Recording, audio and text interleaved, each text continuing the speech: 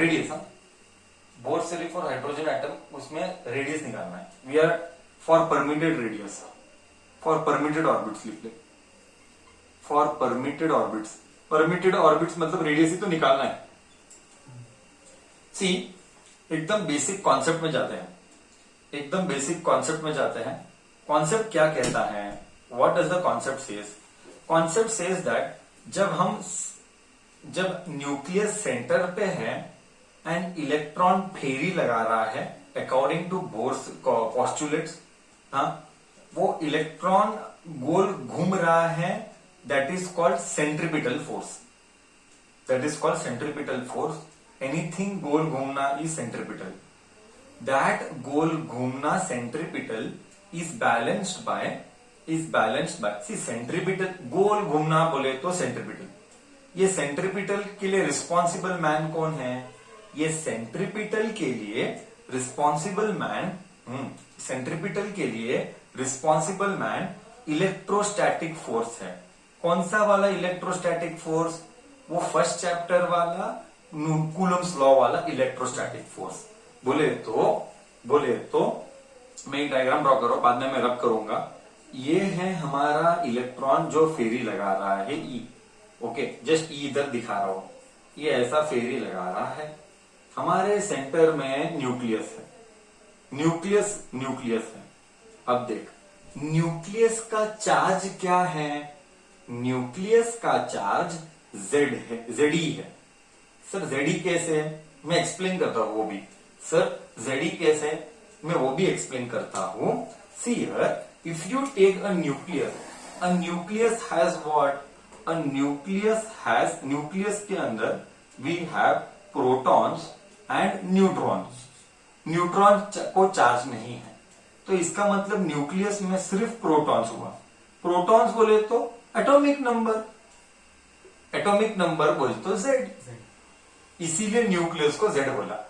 और ई क्यों बोला? चार्ज चाहिए ना, चार्ज लिखना है तो जेड इंटू ई, इसीलिए न्यूक्लियस को मैंने जेडी लिखा।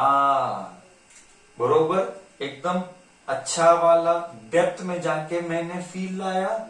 एंड यहाँ पे what you have, this is that radius, यहाँ पे व्हाट यू हैव इज एक इलेक्ट्रॉन। तो इसका मतलब ये हुआ, पहला चार्ज जेडी है, ये है Q1, ये है Q2, क्योंकि कूलम लॉ में दो चार्ज चाहिए। 1/, फॉर्मूला क्या है कूलम का? 1/4 pi epsilon naught Q1 Q2 by R²। Q1 ZE है और Q2 E है।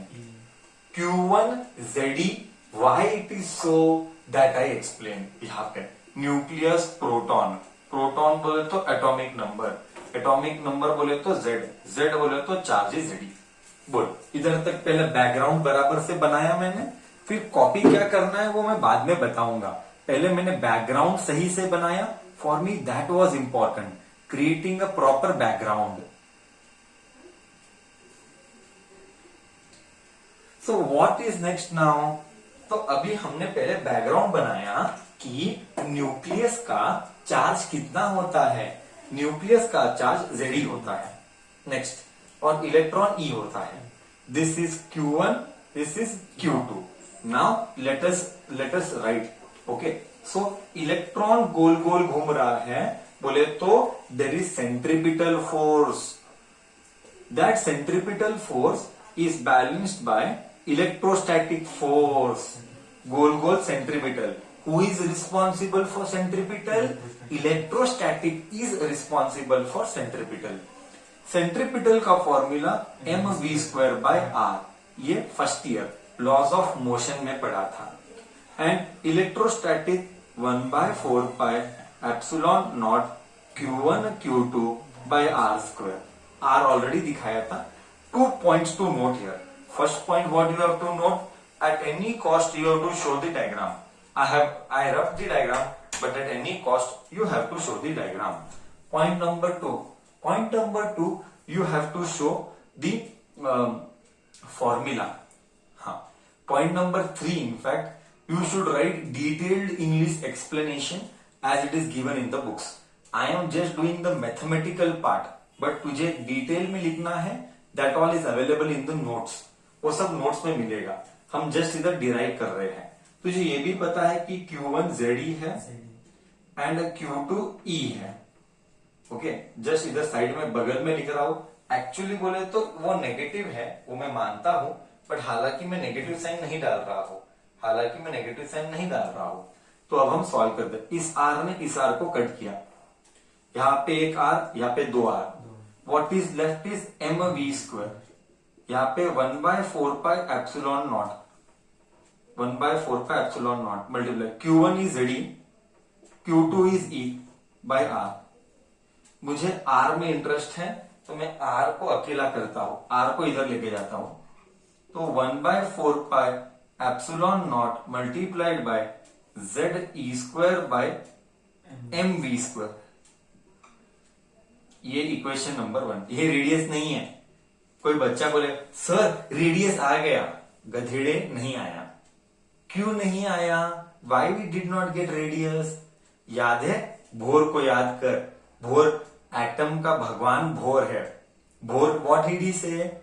Only those radius are permitted which are in angular momentum of nh/2 pi, integral multiple of nh/2 pi. Where is that Obed? Did I consider angular momentum nh/2 pi? I did not consider, है कि नहीं? ये तो एक radius का एक equation आया, but ये फाइनल एक्सप्रेशन नहीं है। बट पूरे डेरिवेशन में there are 3 steps. This is step number 1। I always divide the derivation into steps and then you keep on revising the way I am teaching. Okay. Step number 1, equate centripetal and electrostatic. So I am reviewing. I equated. After equating, find R ka expression. Step number 2, I will talk now. Till here am I okay? Before I proceed, anybody would like to ask any doubt? Step 2, as I told you, involve Bohr. Involve Bohr. According to Bohr quantization theory, I also explained what is quantization. Quantization मतलब which is not continuous. You tend to forget whatever is taught. You should not forget what is taught. That is why sir says revise. नहीं तो सिखाया हुआ सब भूलेगा, सब भूलता है। According to Bohr's quantization theory, L is equal to mvr, that is equal to nh/2 pi. Correct है? L is equal to mvr, that is equal to nh/2 pi. इससे तू पहले R निकाल, तो मैं अभी R निकालता हूं। R is equal to nh/2 pi bracket mv, इधर तक आ गया। अभी इक्वेशन नंबर 2 बोल दे इसको। अभी तू क्या कर, अभी तू इक्वेशन नंबर 1 को इक्वेशन नंबर 2 के साथ इक्वेट कर। अभी आया नहीं है। इक्वेशन 1 को इक्वेशन 2 के साथ इक्वेट कर। मैं इक्वेट करता हूं 1/4πε0 ZE² by mv² is equal to nh/, थोड़ा सा रब करता हूं, जगह का मारामारी हो रहा है। थोड़ा सा इस तरफ लिखूंगा, थोड़ा सा और डिटेल में लिखूंगा आइडिया आने के लिए, और जरा और इंक डालूंगा ताकि डार्क दिखे और बच्चों को कोई कंफ्यूजन नहीं हो। क्यों इतना डिटेल में जाता है सर धीरे धीरे? Because this question has come Karnataka state board 6 times. जुलाई और मार्च नहीं लिखा, सिर्फ ईयर लिखा, जुलाई मार्च नहीं लिखा अब तक। So 6 times this has come in final exam. So इस काम सिस्टमेटिकली होना चाहिए। From 1 and 2 we get, okay, 1/4πε0 ZE² by mv² is equal to nh/2 pi mv। ठीक है, m ने m को कट किया, v ने v को कट किया। करेक्ट है? एक काम करता हूं, 1/4π को k डालता हूं और कमेंट डालना। लास्ट टाइम क्या हुआ तो मैं बताता हूं। फाइनल एग्जाम में टीचर ने इवेल्युएट किया और 1/4π को k ऐसा बोला नहीं, डिक्लेयर करना पड़ता है। इधर ही डिक्लेयर करना है। Let k is equal to 1/4πε0, ऐसा डिक्लेयर करना पड़ता है। बच्चे ने ये डिक्लेयर नहीं किया, डिक्लेयर मतलब कमेंट, 1 मार्क गया, 5 मार्क का डेरिवेशन 4 मार्क दिया टीचर। क्यों? ये कौन बोला के है? तूने बोला के ही पे, तो पहले डिक्लेयर करना पड़ेगा। ये तो बाजू में डिक्लेयर कर, मैं इधर लिखा, तू बाजू में डिक्लेयर करने का, नहीं तो कांस्टेंट के वो कट किए मार्क्स, तो you better declare, don't take risk. K Z E square by V, ये 1/4 हुआ, z as it is E square as it is V आया, यहां पे NH/2 आया। बस मुझे v में इंटरेस्ट है, ये इधर गया, ये इधर गया, ये इधर गया, सो k into 2πz E square by NH is v, one of the most important formula for competitive. Do not ever forget v का velocity, v is velocity, star mark, please by heart it. Velocity is 2πk z square by nh, mandatorily by heart it. They are going to do 3 derivations, 3 expression in this we have to remember. One is radius, we will derive now. One is velocity, we just derived now. One is total energy. There are totally 3 expression at any cost. रात को 2 बजे उठाया तो भी रटा हुआ चाहिए formula, उतना इंपॉर्टेंट है, इतना क्लियर डिस्क्लोजर करके सर बता रहा है, याद रखना ही है, तो उसमें कोई सेकंड थॉट नहीं है, there is no second thought कि मैं नहीं याद रखूंगा, चलने वाला ही नहीं है।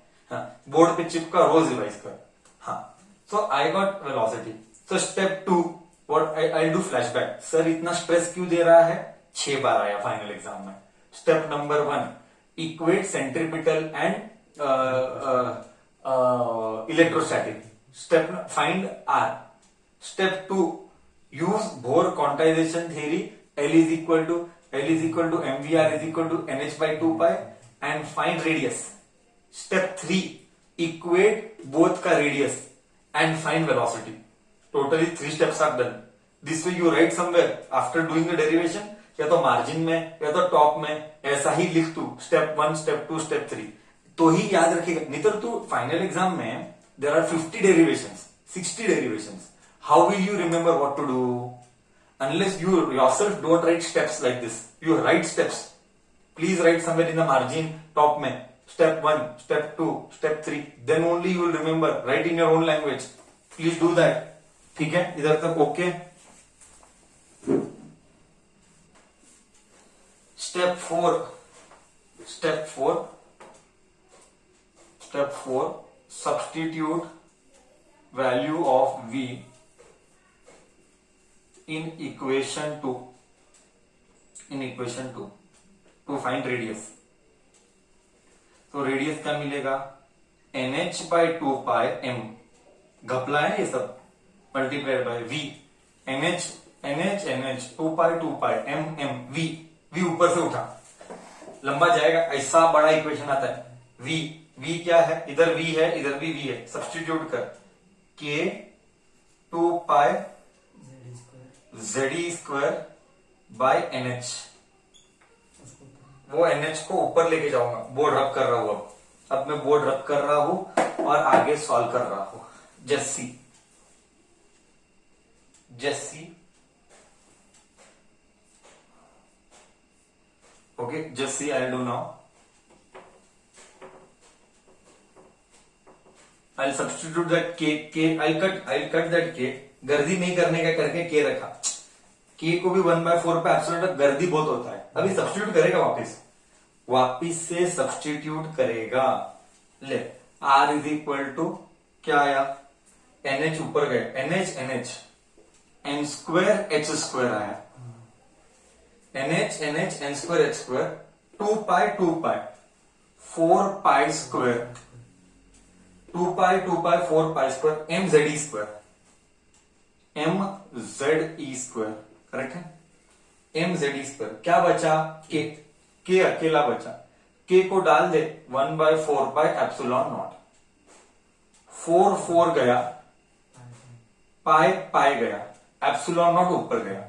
Final expression for radius is m square h square epsilon naught divided by z e square m pi. ये आया मेरा final expression. N square h square epsilon naught z square pi m. This is the formula for radius by heart. Second by heart कर. First ये by heart करना था, second ये by heart करना है. बोल, डेरिवेशन क्लियर है? एक बार review. First, find out centripetal and electrostatic. Find R. Step two हाँ, right angular momentum NH by 2 pi. Step 3, equate 1 and 2 का radius, find velocity. Step 4, that velocity what you got, substitute that velocity what you got, substitute in second equation का radius. substitute in second equation का radius का velocity में. Step 4 was this. Step 4 you get answer is done, solve. बोल, easy है tough है? तेरे को क्या फीलिंग है? इजी है टफ? डिस्कशन कंटिन्यूज आगे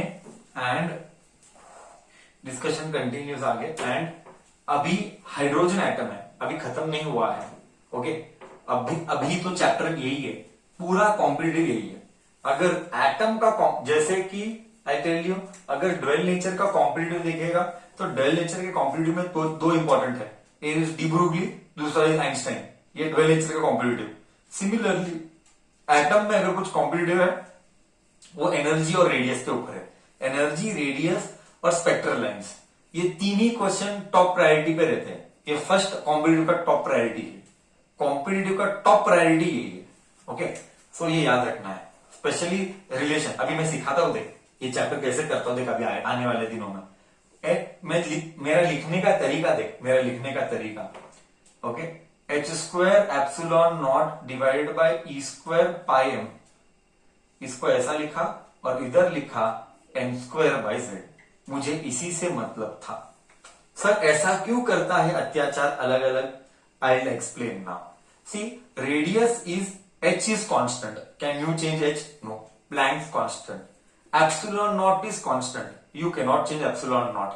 8.854 into 10 raised to minus 12. E square you cannot change. Pi you cannot change. Mass of electron you cannot change. मतलब ये पूरे कांस्टेंट ही है, इसको कोई भी रिप्लेसमेंट नहीं है, ये पूरा कांस्टेंट है. ये ऐसा ही हुआ. सिर्फ बदल कौन सकते हैं? बदल सिर्फ Z सकते हैं. मतलब हाइड्रोजन नहीं है, हीलियम है तो 2 आएगा, लिथियम है तो 3 आएगा. हाँ, एन बोले तो quantum number. Sir quantum number बोले तो क्या? डरने का नहीं, आराम में रहने का. सर सब बताता है. ओके, क्वांटम नंबर बोल तो n 1 हो सकता है, 2 हो सकता है, 3 हो सकता है, dot dot dot dot. N बोले तो कौन सा वा रेडियस? पहला रेडियस, दूसरा रेडियस, तीसरा रेडियस. एन बोले तो कौन सा वा radius, that is an. Okay, तो एन बदल सकता है. ओके, सो इधर आर एन लिखेगा, मतलब ये रेडियस का जनरल फॉर्मूला है. जैसा एपी में करता था, एपी इज एस एन करता था, n by 2 bracket 2a plus bracket a n minus 1d. वैसा ये आर एन है, रेडियस का जनरल फॉर्मूला है. बट इसमें ये कांस्टेंट है. सिर्फ रेडियस में 2 चीज बदलेगी. एक चीज n, that is first orbit, second orbit, third orbit. मैंने जाते जाते परसों ट्रेलर दिखाया था. मैंने कहा था चैप्टर की शुरुआत अब होगी. हम एक्चुअली पढ़ेंगे रेडियस का ऑर्बिट का क्या आएगा, हम एक्चुअली पढ़ेंगे रेडियस का फॉर्मूला क्या आएगा, वेलोसिटी क्या आएगा, एनर्जी कितना है उस ऑर्बिट में. ये सारा ट्रेलर मैंने दिखाया था तुझे. I shown you all this. So N refers to पहला ऑर्बिट, दूसरा ऑर्बिट, तीसरा orbit. Z refers to atomic number. किसके लिए निकाल रहा है रेडियस? किसका रेडियस? जेड बोले तो किसका रेडियस? हम निकाल रहे हैं हाइड्रोजन का. फॉर हाइड्रोजन हाँ, जेड इज 1. तो रेडियस आएगा r n is equal to h square epsilon naught e square pi m into n square. ये इधर तक मुझे लास्ट करना है तो ही मुझे 5 मार्क मिलेंगे. ओके, आगे लिखने की जरूरत नहीं है. आगे सब नोट पार्ट आता है, आगे सब नोट पार्ट आएगा. ओके, ये सब चीजों को जब तू सॉल्व करेगा ना, आई रिपीट, ये सारी चीजों को जब तू सॉल्व करेगा तो तुझे एक जनरल एक्सप्रेशन मिलेगा। मैं बताता हूं तुझे, फील पूरा लेके आता हूं। जस्ट सी मैं कैसे फील लेता हूं, फील आता हूं तेरे मन के अंदर। इधर तक तेरे को सब कुछ क्लियर है तो तू बोल। हाँ, जब ये सब सब्स्टिट्यूट करता है, नोट पार्ट लिख, very very important. Note part लिख, वेरी वेरी इंपॉर्टेंटली, कॉम्पिटिटिव के लिए, थ्योरी के लिए नहीं, कॉम्पिटिटिव के लिए अनंत इंपॉर्टेंट डाल देना। हाँ ओके, ये एग्जाम में इधर तक ही करना है, एग्जाम में नोट पार्ट नहीं चाहिए। Just see now, just see note one, if z is 1 radius, और sorry z is 1 and orbit n is also 1, तो रेडियस क्या आएगा? जस्ट उत्सुकता देख, अभी फील लाता हूं, साला फील अब आएगा। मैंने क्या किया, वेरी स्लोली, मैंने हाइड्रोजन को लिया और Z1 बोले तो मैंने हाइड्रोजन लिया। नेक्स्ट स्टेप 2, आई टुक स्टेप 2, आई टुक NS1 बोले तो मैंने n को 1 लिया, बोले तो आई टुक फर्स्ट ऑर्बिट, मतलब hydrogen element and first orbit. तो अब ये सब सब्स्टिट्यूट करेंगे। सी हाइड्रोजन लिया तो Z1 हुआ तो ये बचा, हाइड्रोजन 1 हुआ तो ये बचा। नेक्स्ट स्टेप ऑर्बिट भी 1 हुआ, फर्स्ट ऑर्बिट, तो ये भी गया, 1 का स्क्वायर 1 ही हुआ, तो इतना बचता है। अब ये जो बचता है ये आता है 0.53 एंगस्ट्रॉम। ओ हो सर, फील अब आया। मतलब ये न्यूक्लियस है, ये इलेक्ट्रॉन है, न्यूक्लियस से इलेक्ट्रॉन की दूरी रेडियस है। ये रेडियस कितनी? 0.53 एंगस्ट्रॉम। ये सब सर ये कैसे आया? somebody asked me, है कौन बोला भाई ये आया? कैसा आया? ब्रदर सिस्टर सब्स्टिट्यूट कर, ये सब सब्स्टिट्यूट करेगा ना, this only you will get. ओ हो, मतलब 10⁻⁻10 है मीटर। मतलब सर इमेजिन करो, जस्ट इमेजिन सर, न्यूक्लियस से फर्स्ट ऑर्बिट की दूरी इतना मीटर है सर, 10⁻⁻10। समझ रहा है? अब फील आया। मतलब आज हमने क्या सीखा? We learn what is the radius of the hydrogen atom. Sir hydrogen का इतना है। सर मान लो कि पहला ऑर्बिट में नहीं जाना है, मेरे को दूसरे ऑर्बिट में जाना है। बहुत सिंपल, अगर तुझे पहला ऑर्बिट में नहीं जाना है, तुझे दूसरे ऑर्बिट में जाना है, n को 2 डाल दे। n को 2 डालेगा तो n² 4 हो जाएगा, n² 4 हो जाएगा तो ये फर्स्ट ऑर्बिट नहीं आएगा, सेकंड ऑर्बिट आएगा। 0.53 इंटू 4 n² है 0.53। ये पूरा इधर है, please understand what is this Rn R2, ये पूरा फैक्टर 0.53 है, ये पूरा फैक्टर 0.53 है, ये पूरा 0.53 एंगस्ट्रॉम है, मल्टीप्लाइड बाय n का स्क्वायर मतलब 4। ओहो, तो R3 क्या आएगा? 0.53, ये पूरा 0.53 है, इंटू भावना समझ गया। Let me see in the chat box बच्चा क्या बोलेगा, let me see in the chat box बच्चा क्या बोलेगा R3 के लिए।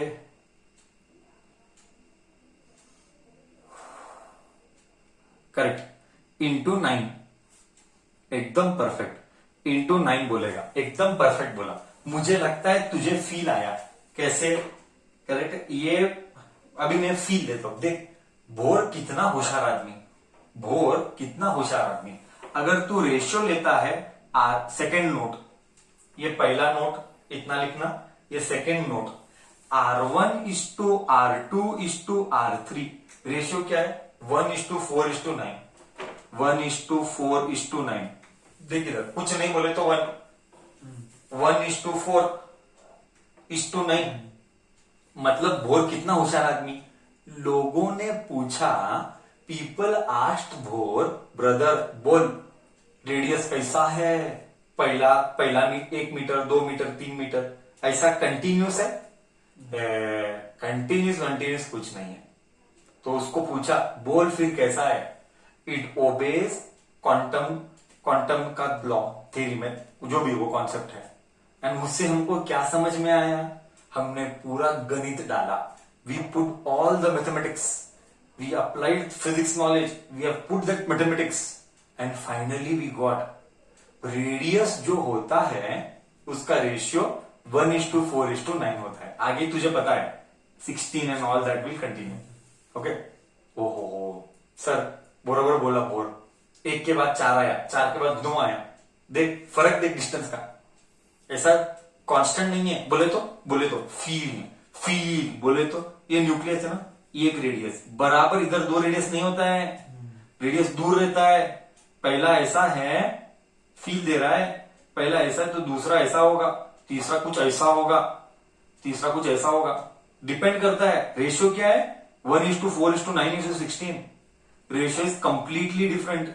मतलब ऐसा नहीं है, इधर है एक इधर है, मतलब ऐसा रिपल होता है ना, एक इधर ऐसा, फिर ऐसा, फिर ऐसा, फिर ऐसा। इनका डिस्टेंस सेम नहीं है, इनका डिस्टेंस सेम नहीं है, ये है अलग अलग।